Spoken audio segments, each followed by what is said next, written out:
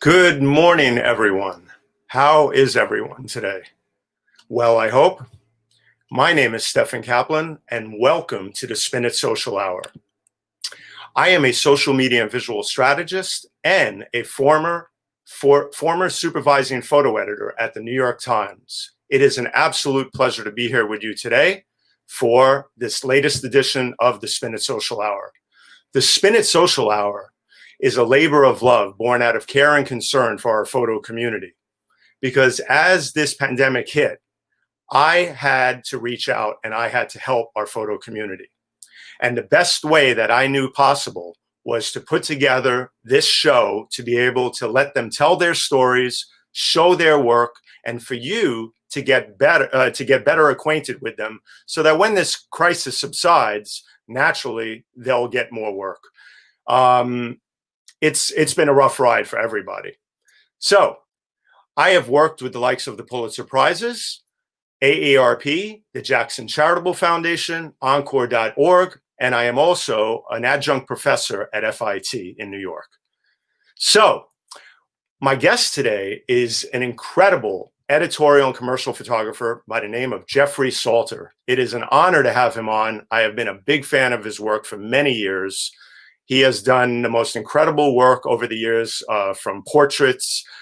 He's been a photojournalist. He worked at the New York Times and Sports Illustrated, and it is just an honor to have him on. So with no further ado, I am going to show you a wonderful slideshow that I put together every week for our guests, and enjoy it, and then Jeffrey will be on. Miami-based photographer Jeffery Salter captures poignancy in the familiar and commonness in the extraordinary. He believes in the power of visuals. It's a language we use to see into each other's lives, one frame at a time, he says. The images Jeffery produces are done with the highest quality in mind as a benchmark. Growing up in a small Texas town, his introduction to photography was unintentional but fateful. Upon entering the 9th grade, he registered for what he thought was a graphic arts class, but which turned out to be photographic arts. He never turned back. He has been a staff photographer for Sports Illustrated and the New York Times. To this day, his passion, both in front and behind the lens, has not gone unnoticed. It is an absolute pleasure to bring on Jeffery Salter. Welcome, Jeffery. Good morning, Stephen. Thanks for having me. Oh, it's no. an honor to be here, and I'm looking forward to having an exciting exchange of great energy. You know, energy is what it's all about, and passion for what we do in photography. And, you know, I've been in it for so many years. You have as well. We've both made really interesting transitions in our careers, no doubt. I have gone from being a former photo editor at the New York Times to a full-time social media and visual strategist. And you have transitioned from photojournalism into the amazing editorial and commercial and fine arts work that you do.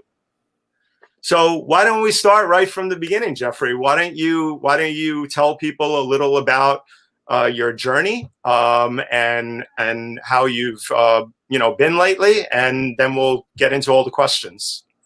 Well, I'd like to thank everyone for being here and giving up their Saturday morning to listen to me talk.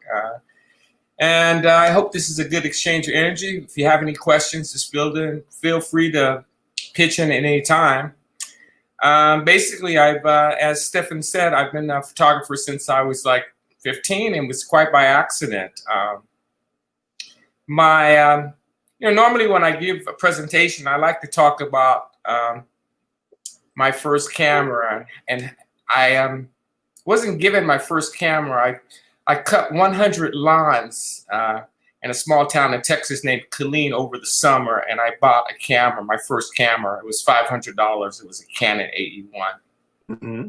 And when I got home and I told my dad that, he almost had a heart attack, that I spent all this money on the camera. And now he always jokes, God bless his soul, before he passed, he was always joking about, well, I'm glad you bought that camera. Mm-hmm, mm-hmm. But I started shooting newspapers in high school, did the yearbook thing like most people. And then afterwards, I was also interested in music, and so it's either music or photography. And I didn't have a lot of money, so I joined the military. And in the military, I was first I started off with just a regular old grunt photographer in the Navy.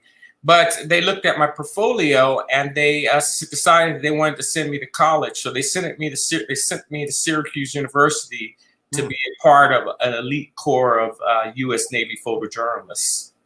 And from there, after finishing Syracuse, I was working for Stars and Stripes, Navy Times, Air Force Times, Army Times, just military publications. But basically, you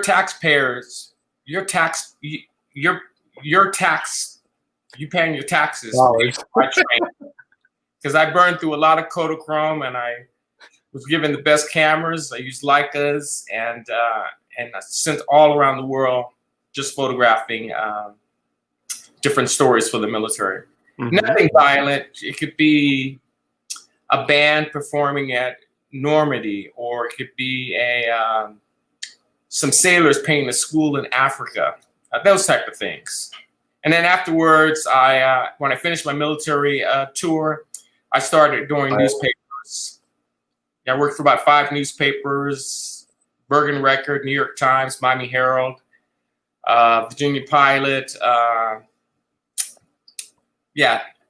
New York Newsday. Okay. Where and where are you from originally? Well, I'm an Army brat. My dad was in the military for about 20 years, so it's hard to say that, but I would say that I graduated from high school in Killeen, Texas. But every 3 years we would move, and I lived around the world: Germany, France, Texas, Missouri, just a lot. And now you're Miami based, as we know. So what was it about Miami that attracted you so much? Well, let's see, how did I end up in Miami? Well, I was working in New York Newsday, and I was working for their Sunday magazine. And the Miami Herald at that time was one of the top 10 newspapers in the country. And they wanted someone to do portraitures and magazine style photography. So they recruited me to move to Miami and work for them. But the rub is they were going to pay me my New York salary to live in Miami. And I said, yeah, okay, I'll go. Listen, I love Miami, so I could easily see living there. You know, Jeffrey, I wanted to ask you, what was it though, the one thing that made you decide to pursue photography as a career? Well, I was always very shy growing up, and I felt that photography just opened a lot of doors. I mean, really opened doors. I just walk down the street, I'd see someone interesting sitting on their porch, and I'd walk up to them and ask to take their portrait. And they'll tell me their story and invite me to their homes. And they didn't really see a threat. They didn't see a black guy coming up to them. They just wanted their picture taken. Right, of course. And I think a lot of people like the attention. At least back in the film days, they were really happy to have somebody interested in them and wanting to shoot their portrait. And do you remember I'm curious because my first camera was a Nikon EM with a motor drive. I'm curious to know what your first camera was. Well, it was a Canon 81. Okay. But my high school teacher, his name is James Cooper. He started us out with a speed graphic.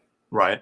It's always, oh, wow. It's always amazing. You know, we never forget the person that had the most influence on us, you know, whether it's in photography or painting or whatever the arts that we're in. You never forget that person that had the most influence on you. And you remember his name like that, you know, so it's no surprise.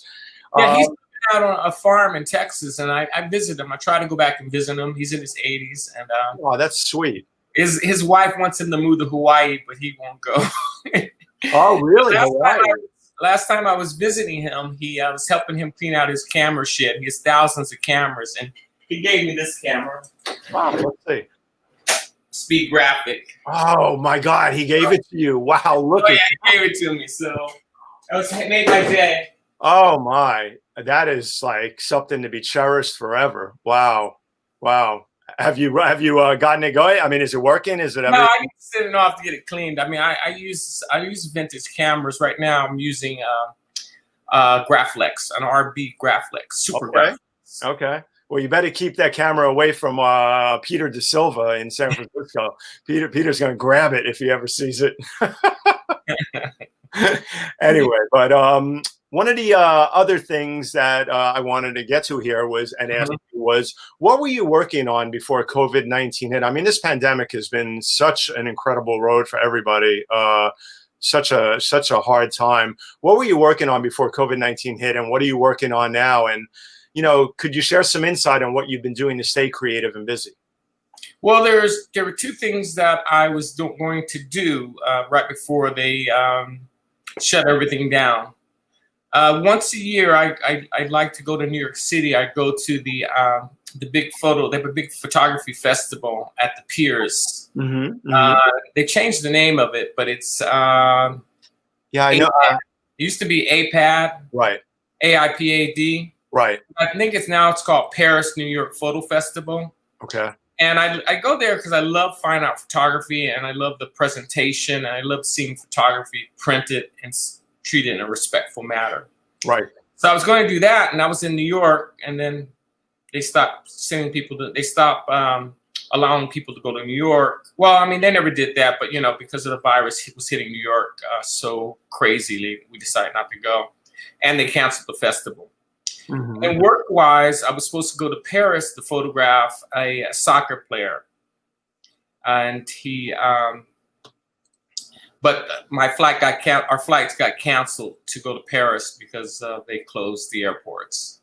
Yeah, so much was disrupted by all of this, but the most important thing is that you have an incredible body of work that I wanted to have you on here today to show people your talent, your amazing work over the years, so that more and more people get to know you, because you are a blessing to this industry in terms of the beautiful images that you come up with time and time again.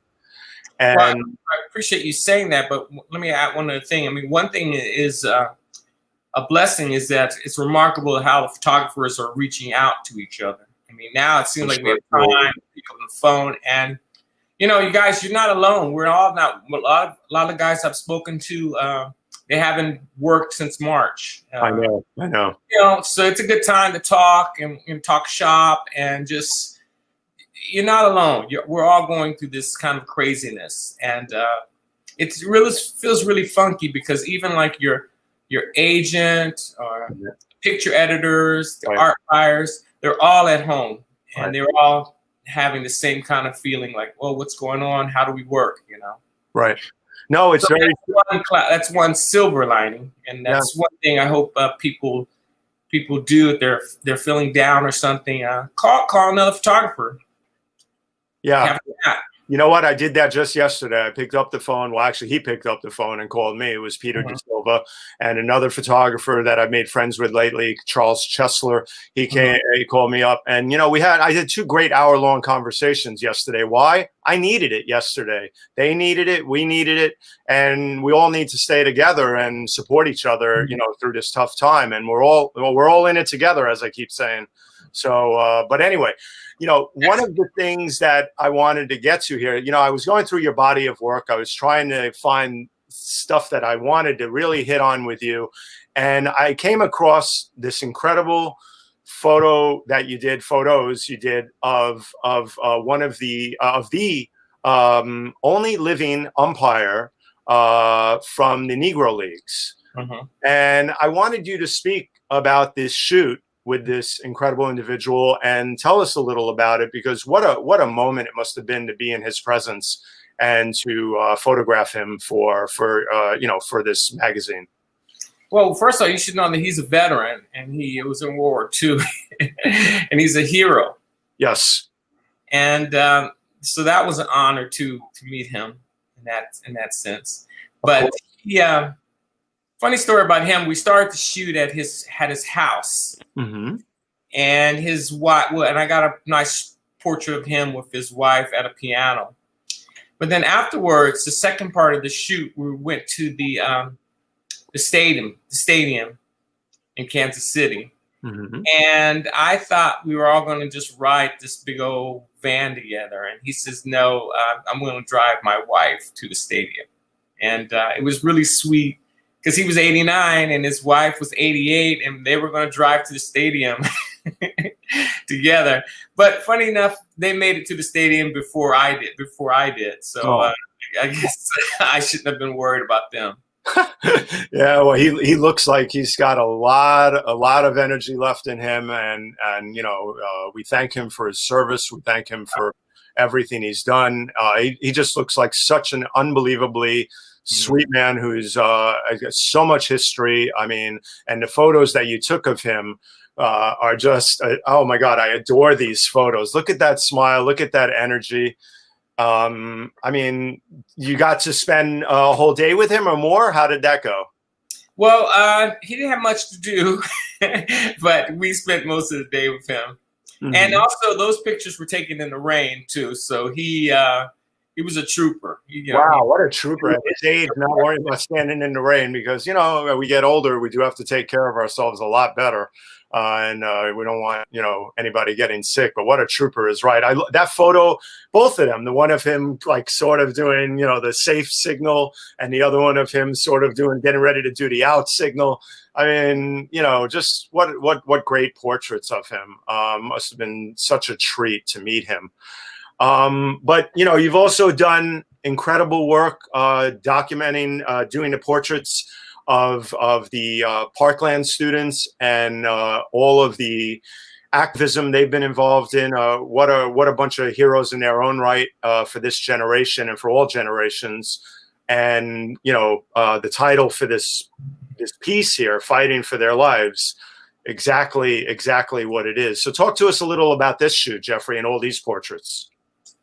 Well, it was a tough one because these kids have been through so much. They have, and so it was more about me getting out of the way and presenting their image in a way that's respectful and yet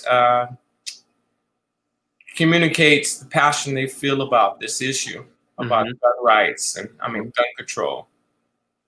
And there's nothing I can really say to make a difference about of what they went through. I just tried to be empathetic and listen to them and let them express themselves in the way they wanted to be presented. I think that's a really, really important and powerful approach. Hello, Ron Thomas. Thank you. Ron's tuning in from Dubai, by the way, Jeffrey. Oh, nice. Hi, Ron. Ron is an amazing strategist and consultant. And he lives in Dubai. So thank you for tuning in, Ron. And Strategy Focus Group is his group in Dubai.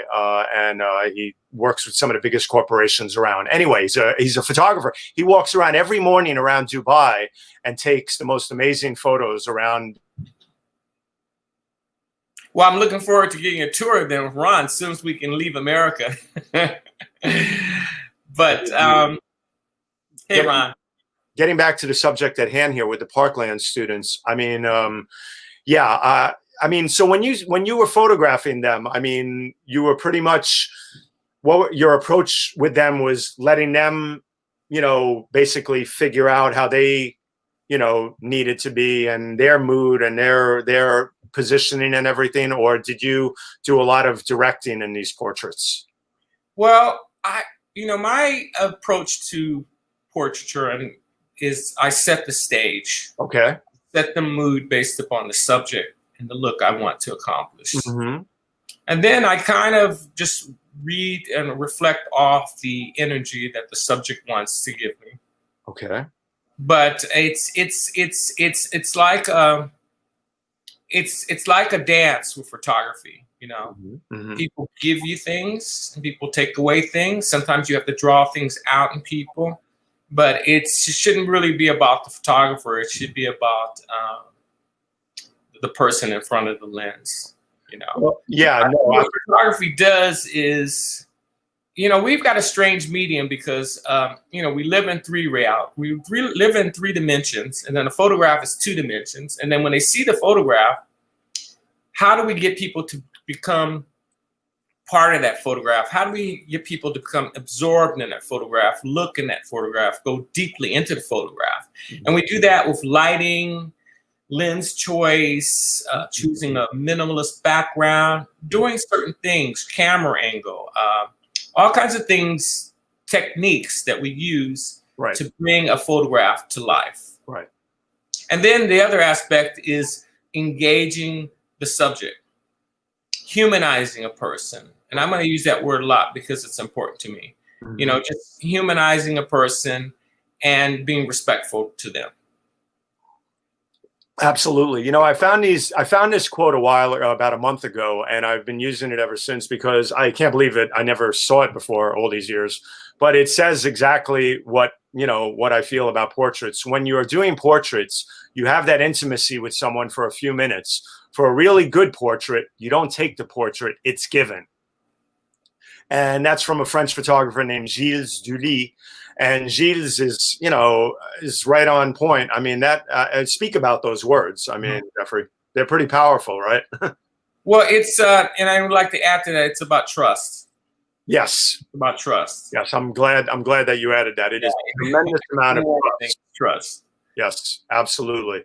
So let me also show. So I came across this cover you also did for Ebony of Dwayne Wade and his sons, and everything, as a result of the Trayvon Martin murder. And I had to show it, and I had to ask you about this shoot, and how did it take place? It must have been such an emotional, powerful, and sad, incredible thing to do at times. But talk to us about this shoot with Dwayne Wade and his sons and the whole Trayvon Martin, issue. Well, I mean, I think most people may be familiar with the story about Trayvon Martin, young kid, basically walking home through a neighborhood, just eating some candy, and he was confronted by a neighborhood patrol kind of person who had a weapon, and it didn't ended up very well. And Trayvon was wearing a hoodie, and I guess some people at that time were thinking that, a kid in a hoodie's up to no good, and that wasn't the case because most kids wear hoodies. So after this tragic incident happened, a lot of people wanted to express themselves, wanted to sympathize with the family, and wanted to make connect us as people. So Dwayne Wade, the star player of the Miami Heat, had two boys, and he was worried about his kids having that same problem growing up. So he agreed to the portrait for the Ebony magazine, and that's what we did. Shot in Miami, Florida. Now, there were multiple. I know with a lot of magazines these days, there are multiple covers shot for the same issue. And yes, this was I researched this, and I know that this was the one cover that you did, correct? Right. And another photographer. It's okay. His name's jumping out of my head for now, but another photographer also did the shots in California and Boston as well. Right. Well, I blame COVID on the brain, on forgetting things. Dudley. Yes.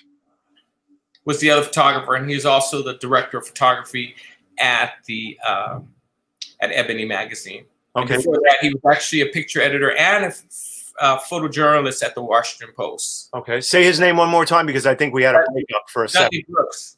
Okay. I just wanted everybody to hear it loud and clear.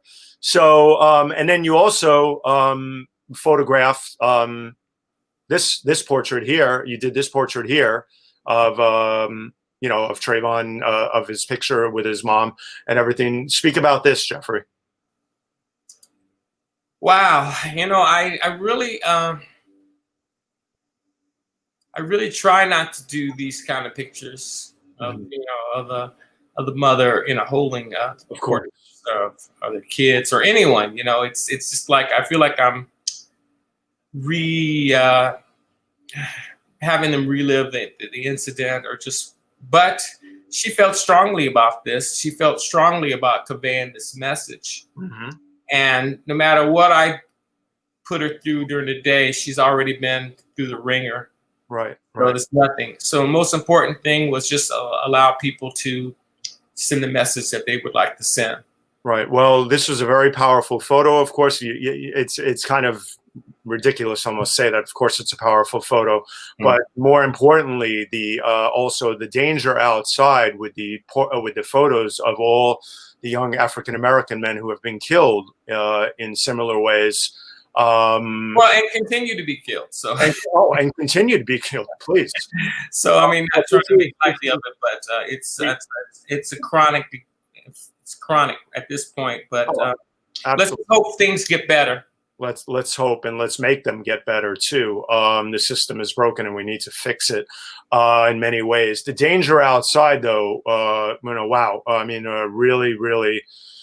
I think about that with a lot of friends of mine when their sons and daughters go outside. I mean, I'm white. I have that privilege of walking down the street and not worrying about that. But other people, don't. And it's sad. It's horrible, and we have to fix this. So, but before we go on, actually, for 1 second here, I want to bring on somebody who has a question for you. Her name is she's a viewer named Pradnya Haldipur, and she works with a lot of major nonprofits. And Pradnya had this question for you, so I'm going to bring her on.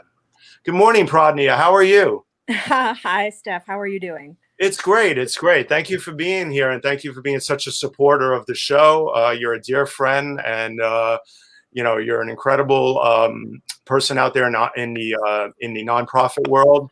And when I talked to you about this, I said, you know what, I'm going to start bringing on a couple of viewers a week to ask the questions live.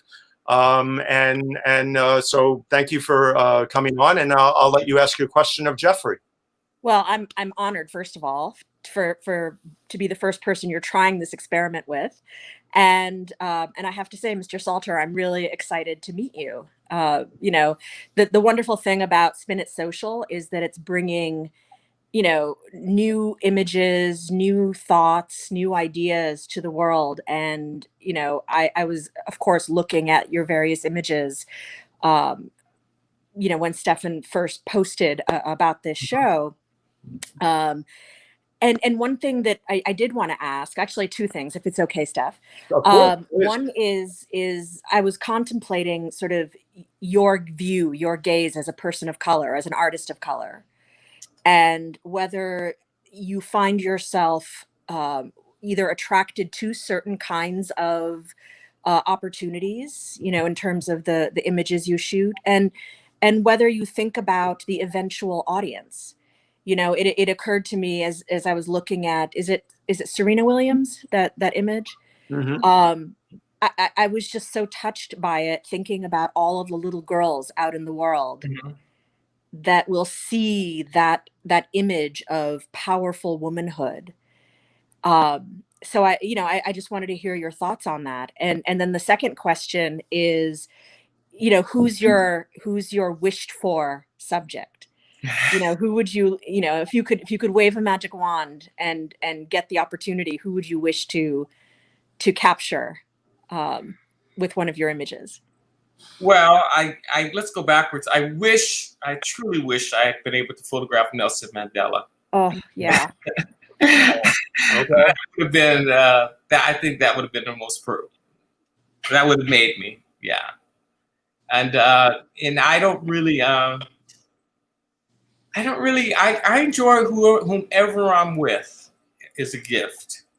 Whoever my subject is of that day is a gift, because people, especially now during COVID, we realize how valuable life truly is, and how those little things that we miss so much are so important to us. So I value whomever I'm lucky enough and honored to meet for a photo session.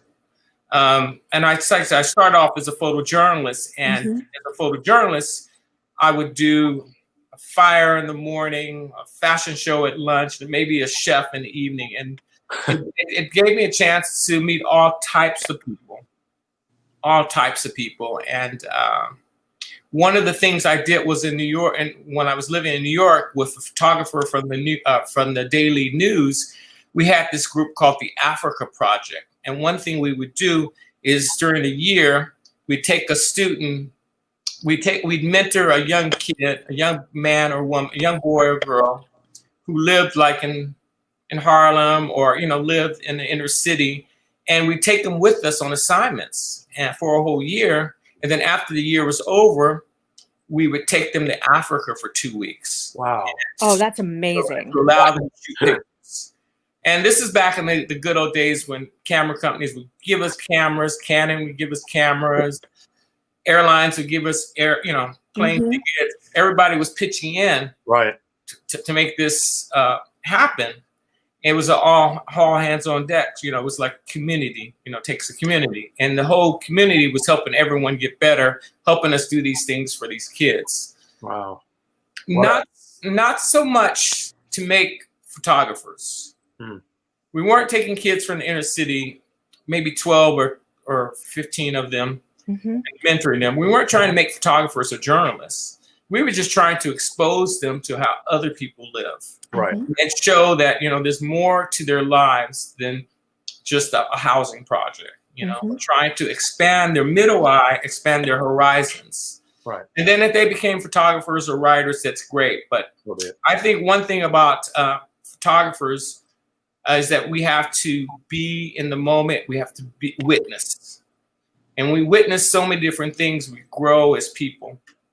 And as we grow as people, we humanize people. And, earlier you were talking about all the young African-American males and Latinos and minorities who died from police issues and violence.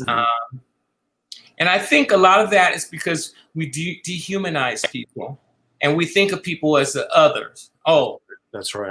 It's the other. And we forget that, that's just a young boy, just like your young boy. That's right.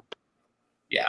Well said. Rodney, and just like pardon me? Oh, no. Go ahead, please, Jeffrey. Please. And just like, what resonated with so many people with the Floyd video was that they could actually see it happening. And everybody breathes. So when he was saying he can't breathe, how can you not have a human connection? How can you not feel for that or feel for anyone and understand, well, look, wow, damn, that person's a human being.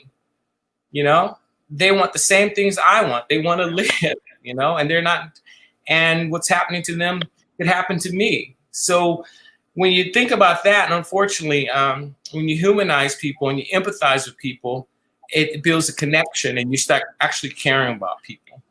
Yep. Okay, so that was your second question answered in a roundabout way. Now, as an artist of color, first of all, I work on my tools, my technique, my lighting, my lenses, and all this other stuff. So I get that all in the way because I want to be the best visual communicator I can. Secondly, I look at people as they are. And I try to understand what they're trying to say to me, what kind of image they're trying to project. And then thirdly, I try to understand what the story is and try to produce images that communicate the story that I'm trying to say. So I don't really see like a black person or a white person or anything. I see a human being. I see who has a story to be told and something they want to share with the world. Now, I think what makes a difference being an artist of color is that back in the day when I was a photojournalist, I would notice for newspapers, I would notice a lot of photographers, whenever they did stories about things they were shy about, they would only photograph people on the front door, looking through a torn screen. And, it was always this bunch of images that where the photographer didn't take the time to peel the layer back because maybe they're afraid or something like that. Well, sometimes you got to open the door and go inside people's homes. Yes.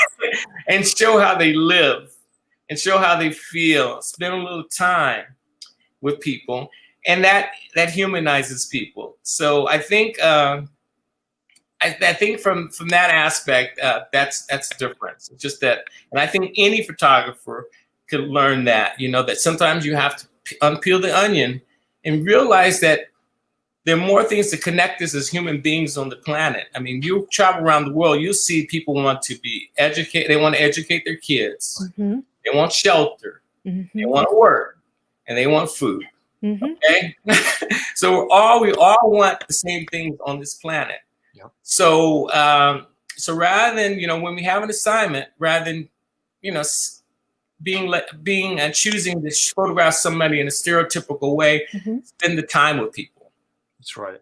That's right. So a beautiful and wonderful way to put it all. And Pradnya, I just wanted to thank you for coming on and asking that question. 2 questions. And it's a wonderful. I hope it was a wonderful introduction to this new segment where I'll be bringing on a couple of live questions. I think it's a really great way for people to connect also. So that's what this is all about. This is a Spin It Social Hour about photography and social media, and this is the power of connecting people. So thank you very much, Pradnya. And thank you, Steph, and Mr. Salter. May I just say that I think that you are a rare human being, that you are able to. No, I say that with enormous respect. I think that is so sweet. So thank you very much. Thank you. All right, bye-bye. I really hope I enlightened. I've helped spread some sort of information or joy or. You have very much so. You have, and we're not done yet. Okay. All right, bye-bye, Pradnya. Take care. Bye. Have a great day. Thank you. Stick around, Pradnya. Yes, stick around. Absolutely. Oh, I will. I'm not going. And pop in anytime you get. Okay. So let's see what Edward has to say. Edward has a question. He's amazing. He's one of the biggest supporters too of this show. Thank you for your colorblind approach, Jeffrey. We are all brothers and sisters. Sometimes we all need to realize in these painful and distressing times. We are all in this together, folks. And you, Jeffrey, remind us of our connections to each other in a beautiful and thoughtful way. Well, thank you, Edward. Thank you. I appreciate that, Edward. Thank you. No problem. Let's see. Ronaldo had a statement up a comment that I wanted to read. If we can put that one up. Ronaldo says, Ronaldo is the gentleman who put one of my best friends who put the first camera in my hands. Having grown up in the projects, he says, I can really appreciate that project because that's how I got my start in photography, referring to what you were doing with the youth of different communities. So it's very, very powerful to do that. So let's now bring on Jonathan. Jonathan is my assistant and co-producer, and Jonathan Borstein. And Jonathan, introduce yourself, and then we're going to let you have the privilege of asking the second live question this week. Good question. My name is Jonathan Borstein. I am a full-time flaneur, a sometime writer, and part-time tech. And my question of the week is, in your career, you have made several transitions from combat photographer to photojournalist to commercial photographer to art photographer. How did you make all those transitions? How did you choose to make them? What did you do to accomplish it? Well, first of all, thank you for having me, and I appreciate your question.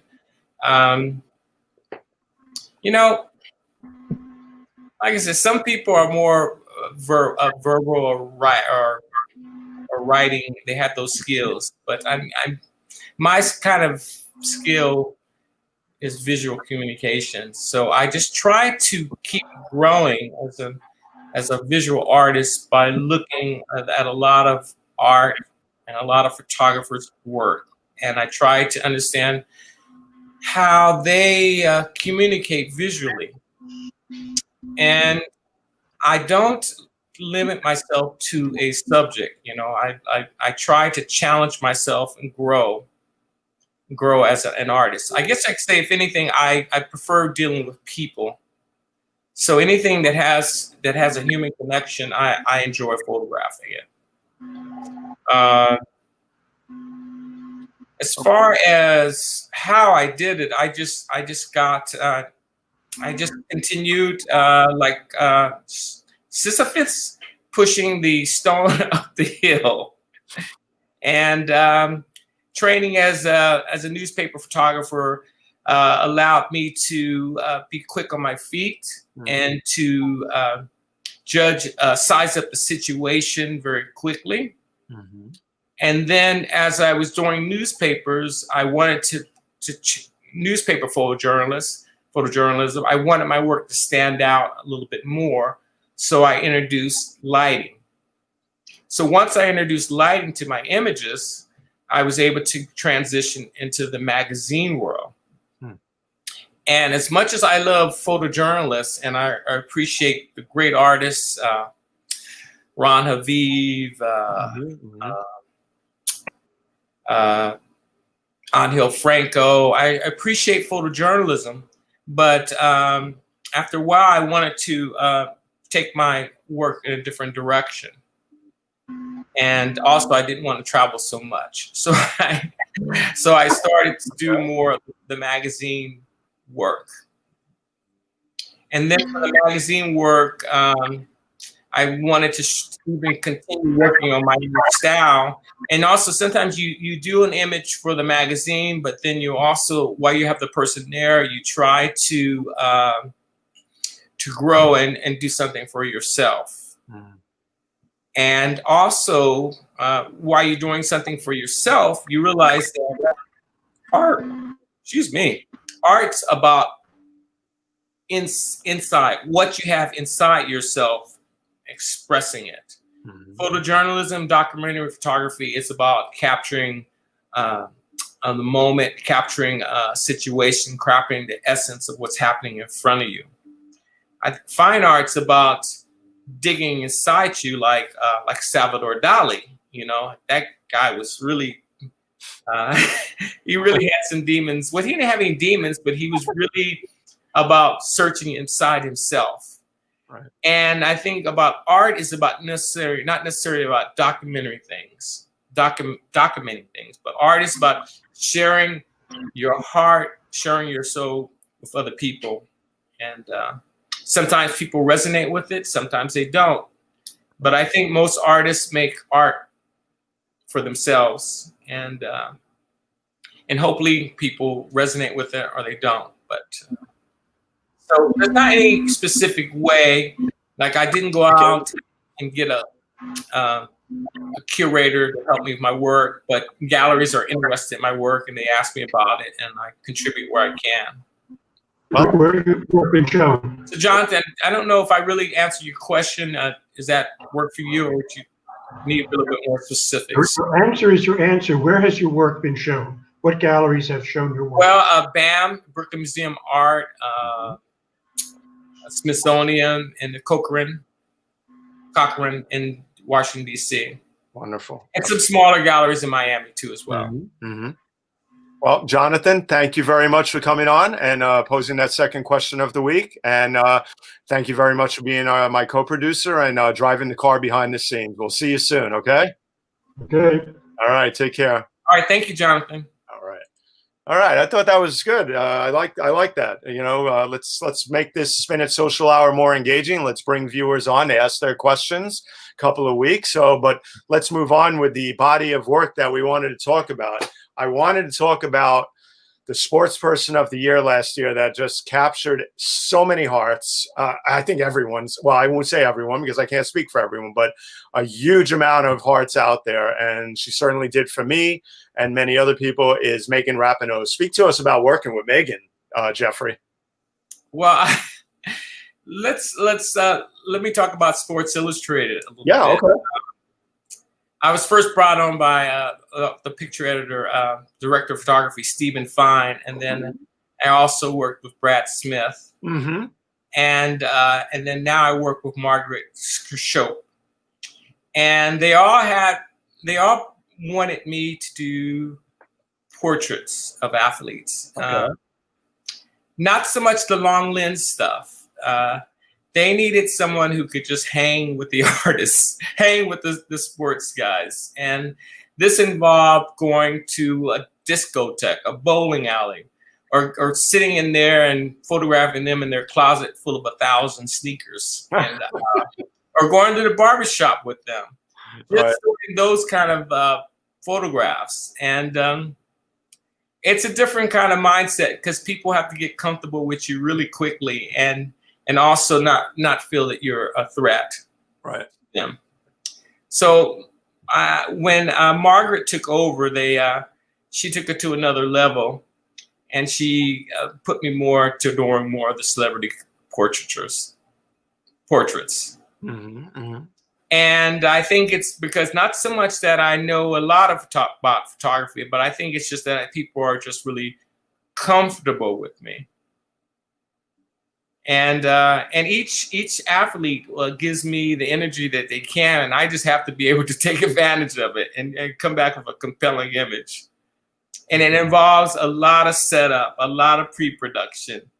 You know, trying to get there. When they say, "Oh, you got 2 hours of setup," you say, "No, I need 6 hours of setup." You get there, you walk around, you check out the scene, you read up on the athlete, and you try to figure out who I'm going to be photographing, and then you try to figure out a set and do a set or a scene in which to bring them out. Right. And Megan was the best because she was just up for anything, high energy, and understood the power of pictures and wanted to just give me a good exchange of energy. Right. Well, your covers to Sports Illustrated, in my opinion, are legendary. I mean, they're just so, you know, it always strikes me. My question to you would be, you know, what determines, you know, the setup in terms of, like, for example, here with David Justice, and I'm going to be the first one with Stanton and Judge. Sorry, David Justice, listen to me, with Stanton and Judge, and then also the Astros here. What determines, you know, the seriousness of the, you know, the setup for Judge and Stanton, and also the Astros players in these two scenarios? Well, the cover of a magazine is something. It's not something a photographer really gets to. It's not just him. It's a lot of people. Mm-hmm. Picture editor, the photo editor, right. Art director, right. the big editor. It's more of a team ideal team, but mainly it's between you and the picture editor, and it's a challenge because the cover is what's going to stop people on the newsstand. You know. Right. You know, and usually the only newsstands left are at the airport, but now we can't go to the airport. But, you know, but I would always enjoy going to Barnes and Noble and 14th Street and Union Square in New York City and see all the different magazine covers. Right. And I would look at the ones that stand out and that really caught your eye. Right. The cover is what has to stop people's eye because they want people to buy the magazine. Mm-hmm. So me and the picture editor, we just throw out different ideas and try to come up with an interesting concept. Right.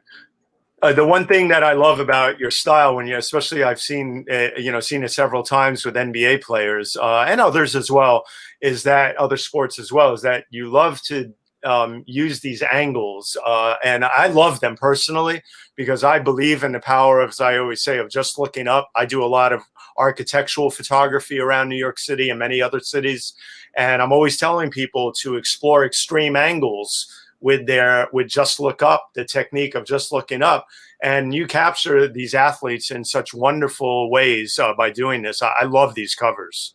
Yeah, thank you. These I worked with Margaret Schroep, the director of photography, but I also have done some covers with Brad Smith as well, who really right. Yeah, no, I really have out there I'm going to pass it challenging me. But if you go back to the other two first, the low angle ones. The low angle ones. Okay. Yep. Yeah. Yeah, those are fun because you really have to build trust, Right. and it's not so simple that once you get the idea, you got to see if it's going to happen, Right. and there are a lot of space limitations. These teams just don't give you the whole stadium. You know, you Right, have to right. get there and construct these sets, and you have to they have to trust you. This, because you're laying on the floor shooting up Right. on them. Right. And unfortunately, and you don't have the behind the scenes of the shot with the Philadelphia 76ers, but the way I got that shot was I was standing in for the center player, Right. and I let one of the players get on the ground and lay on the ground and photograph me. So they ran a picture of me being photographed by the basketball player, and that's how you gain the trust. They try to see, well, golly, this guy's creating a nice image of me. Let me just do this. Right. Right. So you see my hair's a little gray, and and I'm only 30, so it's just like early grayness, You are a young man. You are. But I found a few of these, like here. I mean, you can see obviously that they pulled the backboard out of the main arena area, and you're doing this more towards the side there. So they really do a lot to work with you guys on these types of shoots. Yeah. And and the thing is, you gotta just ask. Right. Don't be afraid to ask. Okay. Ask. They say no. They can only say no. Can we do this? Can we do that? Well, that's an important point to a lot of young photographers out there. Remember that, guys. When you're out there, ask people things, because the worst they could do is say no. Right, Jeffrey? Yeah, and secondly, it's very, very important that you take charge. Okay. Take charge, because otherwise they're going to just do what they think. So you have to say, I'd like this. I like this. Oh, this would work. You have to build that trust of people really quickly. And even if you don't know what you're doing, even if you're not sure what you're doing, right, just fake it till you make it. We know who took this photo of you doing your pool shoot here in, I believe it was Miami. Yeah. It's our friend Brad Smith, who's the former photo director of Sports Illustrated. Yeah, Brad gave me some amazing assignments, and he really gave me some wonderful opportunities when he was in charge of the visual at Sports Illustrated. I'm forever thankful for him. Yeah, no, well, Brad but as Brad knows, and most photographers don't understand that we don't get these assignments a month ahead of time. Right. We get them days ahead of time. Mm-hmm. In this case, Matteo Battio, the Italian soccer player, just happened to be in Miami, just happened to be going to Miami. And Brad wanted this walk on Jesus type picture, walk on water type picture. And I said, okay, I got to figure out how to make this happen. So I made a bunch of phone calls. I got a plexiglass table. There's a table. He's standing on a table. Another thing is there's this thinking that, they'll Photoshop everything. No, they don't Photoshop stuff. Only a little bit. Right. And the only difference is there's a plexiglass table underneath. He's standing on a plexiglass table. And I do have a diver in the water, a safety person in the water off to the side. So that's the only Photoshop. But like Sports Illustrated was a weekly magazine, so they don't have time to send things off to a fancy retoucher and get things back and forth and try all these versions. You got to have that in the can. You got to get it in the can the best you can. Yeah. Well, you did. And that funny thing about Sports Illustrated is before we really got into digital, you'd have to ship the film at the airport, and that's it. So you'd have to make friends with pilots or people going on planes and hand them your film. And then a motorcycle carrier in New York City would meet that person and take your film to Time Life Labs and process it. Mm. So there wasn't you really had to get the stuff. You had to hone your technique and get it all in the can. So I still, even though I'm digital now, I still try to carry on to that ethos and that pathos. Just get it in the can. Well, it must have been a fun. These types of shoots must be fun, challenging, of course, but fun. And I know Brad's been around. I mean, I worked with him for years at the New York Times. He was photo editor in the sports section. I was up in the wire service. Uh-huh. And, we know each other for a long time. And I know he's a pleasure to work with and an ultimate pro. And, I'm actually having his wife, Jennifer Mcclure, on next week. Yeah, I look forward to seeing that show. Yeah, I'm going to have Jennifer on next week, and that's going to be a real treat. I was going to announce it at the end, which I'll have the promo card, but I've wanted to throw that in. But what a great shoot that must have been, and the photo is just gorgeous. Look at that. Thank you. And speaking of that photograph, I didn't get him to do all those things based upon talking about soccer. Right. My favorite sports are paddleboarding, yoga, and CrossFit. So, and bicycling and hiking and kayaking. Yeah, so but I don't know much about the NFL, baseball, football, soccer. We were talking about sneakers because I was telling him where to go to get some great sneakers. He's still a 20-year-old kid. Okay. I can't say anything to him about soccer that he doesn't already know. I can talk to him about sneakers or about motorcycles. Something to say, hey, this is a regular guy in front of me. Let me just relax and just give him nice poses. Right. No, absolutely. And you know what? We all, like you said earlier, we can find common ground. And we just need to find that common ground to have conversation and other things too. And, but what I love most about this also is the reflection of the palm trees in the water. And that just beautiful like sheen, on the water and the lighting that you used and everything else, which you're a master of. So, just incredible photo. So, well, another thing is, I hate to go into this too much, but I shot this with a medium format digital camera.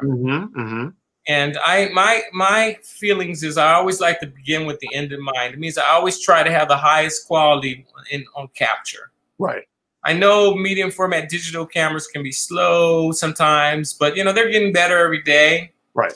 And they're getting faster. But shooting with the Phase 1 camera, I think that was probably a 260 IQ at that point, allowed me to shoot a horizontal and gave the flexibility that magazine could crop it in half and put it on a cover.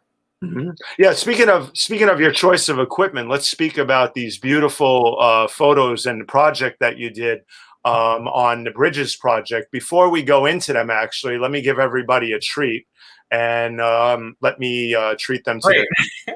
Hold on one second. Let me just set this.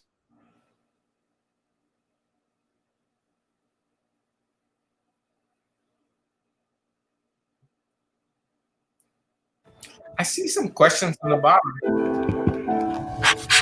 If I can give one bit of advice to my fellow photographers, that would be just simply to remember what inspired you to pick up the camera in the first place. I usually work as an editorial portrait photographer, but I always try to find time to work on personal projects.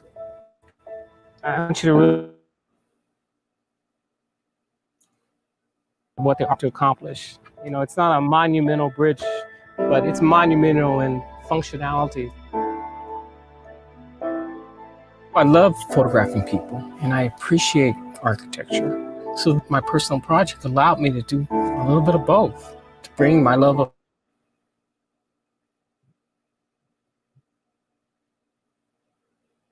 with that diagonal of the bridge first. So maybe something that's flowing and that will echo the angle, the drama of that slat right there. Okay? My name is Jeffery Salter. I'm a photographer in Miami, Florida. And today I've driven 100 miles to the Florida Keys to work on a series of photographs I call Key Bridge Dance.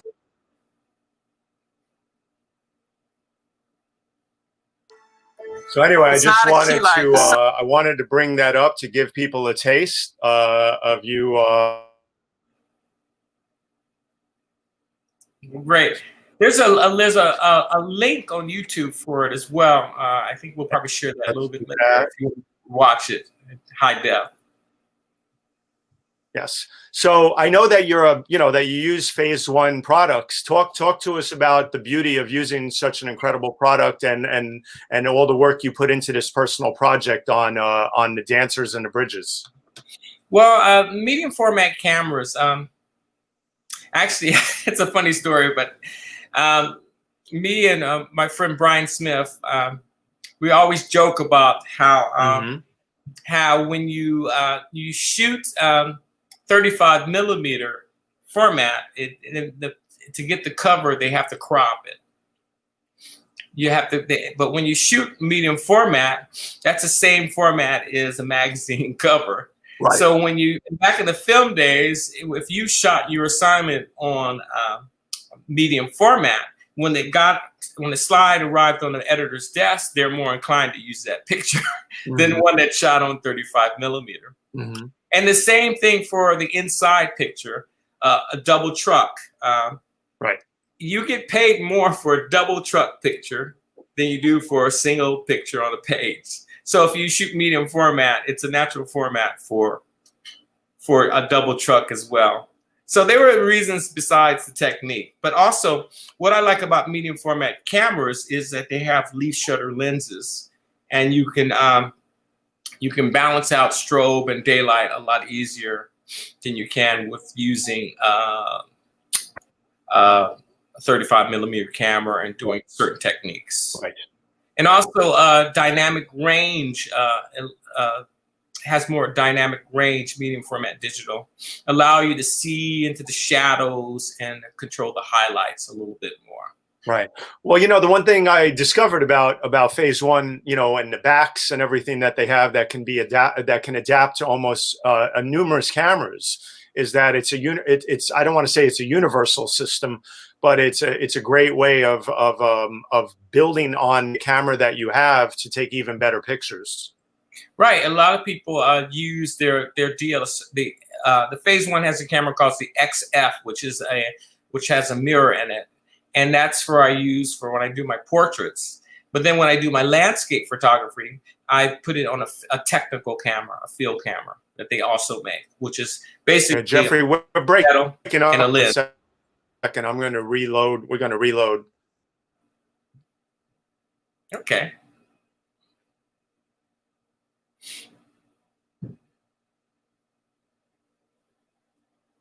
Okay, I think we're back. Sorry, I think we had a hiccup in the Wi-Fi, but that happened. Make sure mine off. Maybe that's what helped too. It's okay.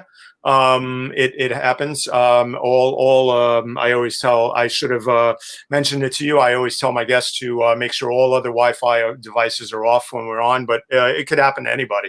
It could have been on my end. Anyway. This photo here, I used it to promote the show today. I fell in love with it when I saw it. I remember you saying in a comment to a viewer, somebody who was going to tune into the show today, that this was at the end of the day and that it was possibly one of the last photos of the shoot.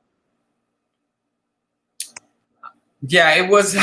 It definitely was a long day for this project, but I just wanted to be able to capture an image that just really symbolized the connection between a moment of dance, the beauty of a moment of dance, and the long-term beauty of architecture. Mm-hmm. In this case, that bridge, which has been there since the 1930s. So it may be not beautiful in traditional sense, but it's certainly beautiful in the functionality and the utilitarian purpose that it was constructed for. No, it's gorgeous. I love this photo too. The movement of the dancers and the angles that you capture, and I love the way you were talking to the dancers and telling them to feel what the bridge conveys. And that although not one of these mega bridges in structure in terms of connecting the areas, but it's just gorgeous. And this black and white image. So Jeffrey, I mean, do you do much black and white, or is so much in color? I mainly do color, mm-hmm. And then if the image is better in black and white, then I convert it. Mm-hmm. But I'm not a purist. I mean, to me, it's like Ansel Adams says, the photograph is the score and the print is the performance. So Right. I take the print to I'll do whatever technique it takes to have a great performance. Well, you are a conductor in many ways too when you're out there conducting this symphony of beauty that you're capturing, in my opinion. So one of the things I wanted to talk about as we're at the hour mark here is I wanted to ask you about your thoughts, and I wanted to talk to you a little about your use of social media. How do you feel about social media in terms of using it to put your work out there, your use of it in general, and are there certain things that you'd like to see yourself doing more of? And then we can talk about a couple of those things. Well, I have my website. Right. And also part of the website, I did have a blog, but I took the blog down. But now I mainly use Instagram to just get the daily things out. Okay. And I like the use of Instagram just to kind of get your name out there. Right. And get as a notebook. Right. I'm not happy with social media in terms of that we're not printing as much, because to me, I think that's it, the print. That's what photography is about, making that print and going to the galleries and seeing it huge on the wall. Right. And also, I think that social media is good in terms of getting your work out, but you have to be careful because you can easily be typecasted into doing a certain type of work. Right. And people don't see you for anything else. One of the things that you can do other things. Right. One of the things I always advise all, high-level photographers such as yourself with portraits and all the amazing work that you've done is to give yourselves more of a presence on LinkedIn, because and we were talking. Yes, indeed. LinkedIn is such a powerful platform. And when you think of the amount of companies and professionals and executives and other brands on LinkedIn, that for me, I think LinkedIn should be one of your main homes because. No, and I agree. And also one thing good about LinkedIn is that you can really focus. Yes. And also the people on there are serious. They're serious. Right. They're decision makers. They're not necessarily people who are just looking at your work. And although you need people, I appreciate anyone and everyone looking at my work, and I like good exchanges of energy and ideas. But I also appreciate people who can actually hire me and hire you and give us a chance to continue on the path as working photographers. That's right. Well, that's one of the things that, live streaming and my production here of the Spin It Social Hour has been incredible, because when COVID hit, I looked at it as being, what is going to develop here? And it's sort of like in every crisis, there's a bit, and I'll say a bit of a silver lining, because I hate even using that term with a pandemic. But the bottom line is that with technology and many other things, we can use it to do even greater things. And that's why live streaming is the natural evolution of social media in many ways, in my opinion, because I was always wondering what's going to be next, as we all are. And I see it as the opportunity to amplify the normal channels of social, and in vice versa, you're using the normal channels of social to amplify the live streaming. So what you're getting is double the impact. And it's, like I said, the natural evolution. And now everybody's seeing this and everybody's jumping on board because they have to, from colleges to businesses to individuals such as myself.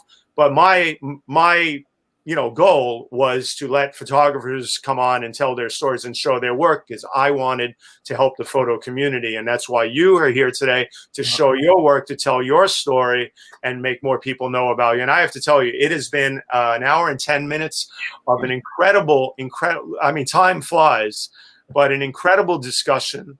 And I have to tell you, it's been an honor having you on here, Jeffrey. Well, thank you so much for having me, Stefan. I appreciate it.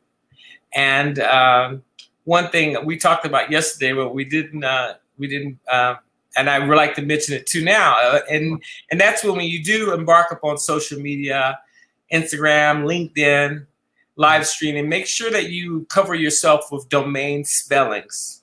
Good because one. I just Good at one. the bottom, Good one. I have to buy. Tell everybody about that. Yeah, I loved what you said to me. Go ahead.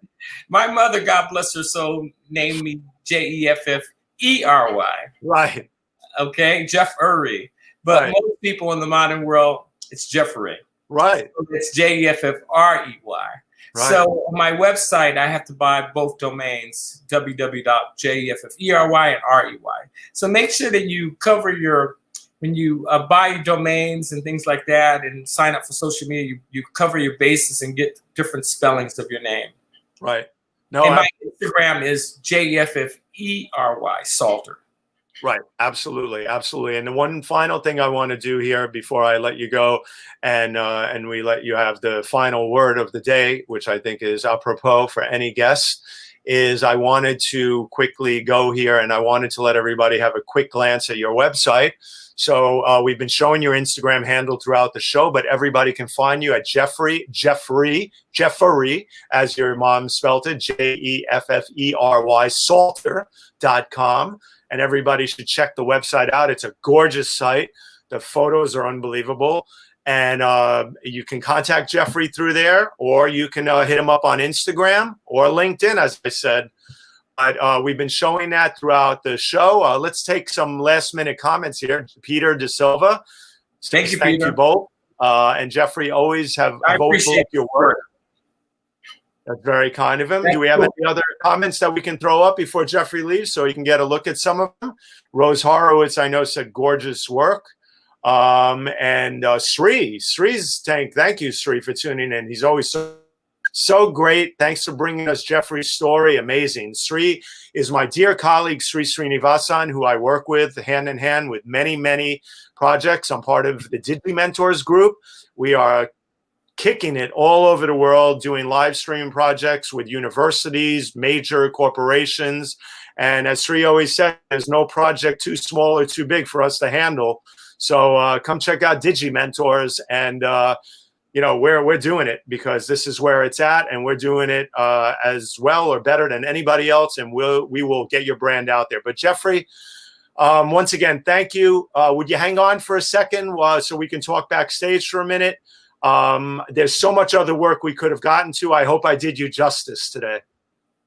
No, I'm honored to be here, and I'd like to thank everyone for coming on board, giving up their Saturday morning for this, and I go out and shoot some great pictures and spend some time with loved ones in this time period. And if you can't go out and do great travel stories, just photograph your own home life.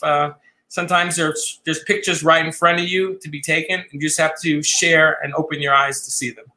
That is absolutely beautiful, Jeffery. That is absolutely beautiful. And thank you so much again. I'll be right back, okay? Great. Okay, hold on. I'll be there. Okay, bye-bye. So, folks, this has been another Spin It Social Hour. I hope that you've enjoyed learning about the journey of Jeffery Salter and seeing all of his incredible work. I say all, I haven't even scratched the surface.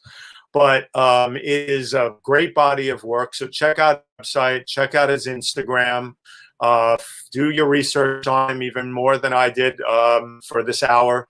And you will learn much more about him. He's an amazing individual and photographer. But let's get to some information here that I wanted to cover real fast. First of all, I helped produce this.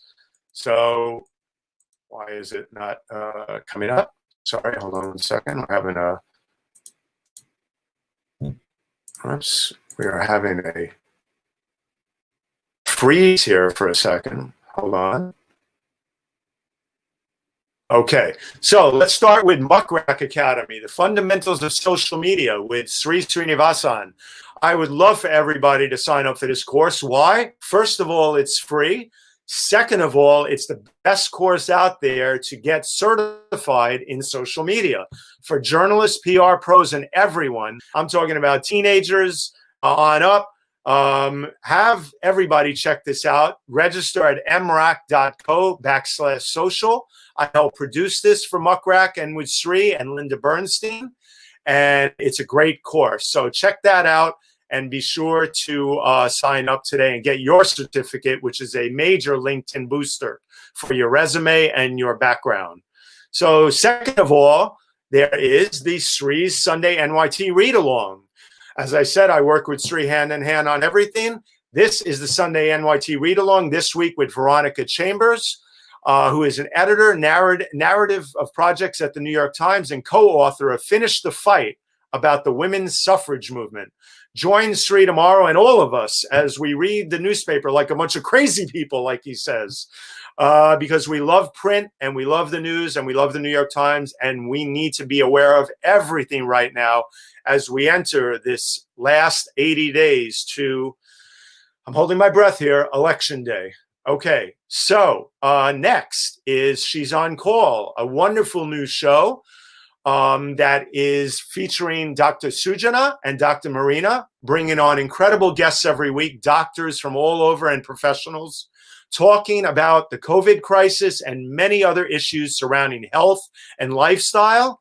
And I ask you to tune into this because it is the show to watch every week that will give you the information you need about health and lifestyle and COVID and everything else.